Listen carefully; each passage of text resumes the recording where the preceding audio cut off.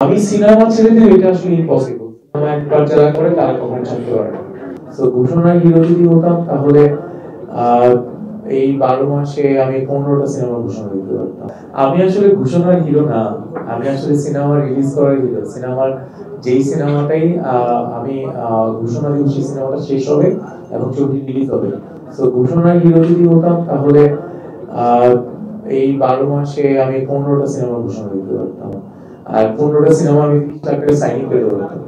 So আমি করিনি এবং আমার কাছে যে সব স্ক্রিপ্ট আসছে ওই ছবি আমার পছন্দ হচ্ছে না, ব্যাটে বলেও ম্যাচ করছে না, তাই আমি সিনেমা ছেড়ে দিলে এটা আসলে ইম্পসিবল। সিনেমা একবার যারা করে তারা কখনো ছাড়তে পারে না।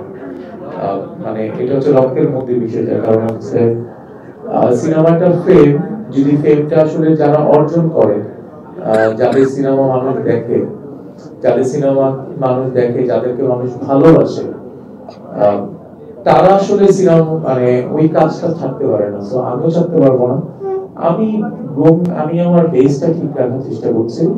আমি একটা ভালো কাজ দিয়ে আপনাদের এই যে সিনেমার যে আপডেট মডেলটা যে 25-এ আমার আমার ডিরেক্টর বানিয়ে ফেলেছেন, তো সেটা ফিল হবে।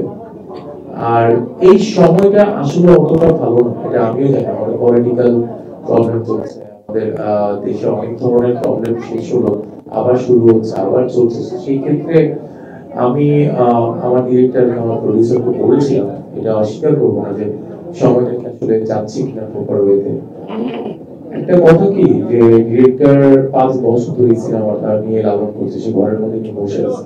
একটা ডিরেক্টর তখনই পূর্ণতা পায় যখন তার সিনেমাটা হলে আসে আর অডিয়েন্সের মাধ্যমে সফল হয়। তারও আসলে ভিতরটা কাঁদতেছিল, কবে আমি আমার বড় পর্দায় আমার মুভিটা দেখবো। এবং তার বিশ্বাস যে এই ছবিটা এই অবস্থা এই সময়েও ভালো যাবে।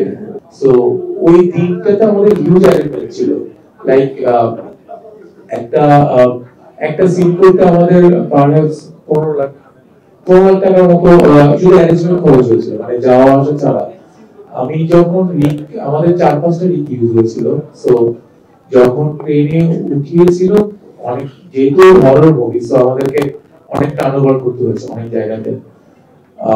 ওই শটটা আসলে আমার ডিরেক্টর আমাকে দিতে নিচেই করেছিল, এই শটটা রিস্কি হয়ে যাবে, কিন্তু আমার কাছে মনে হচ্ছে ওই জায়গাটা আমি দাঁড়ালে যেটা মনে হবে সেই ফিলটা আসলে ডামিতে সুন্দর লাগবে না। সো আমি যখন দেই, সুন্দর চলছিল, হঠাৎ করে একটা টান লেগে লিক দুটো ছিঁড়ে পড়ে গেছিলাম, মানে লাইক 2 তলা থেকে। সো পড়ে যখন পড়ি আমার ব্যাকে অনেক বেশি পেইন হয় এবং আমি কাইন্ড অফ সেন্সলেস, আমি একদম নিস্তব্ধ হয়েছি 2-3 ঘন্টা।